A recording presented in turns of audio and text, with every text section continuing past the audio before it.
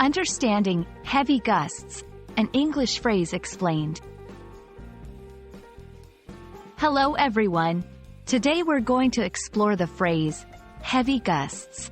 This is a common term used to describe certain weather conditions, and understanding it can help you better comprehend English weather reports or descriptions in literature. So let's dive into what heavy gusts really mean.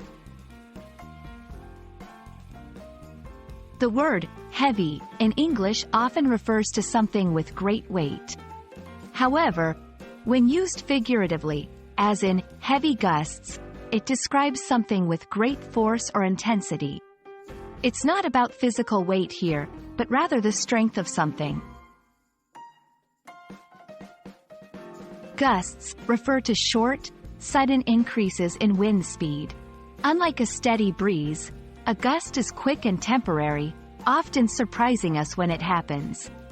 Imagine walking on a calm day and suddenly feeling a strong blast of wind. That's a gust. When we talk about heavy gusts, we are describing moments where the wind suddenly becomes very strong and powerful.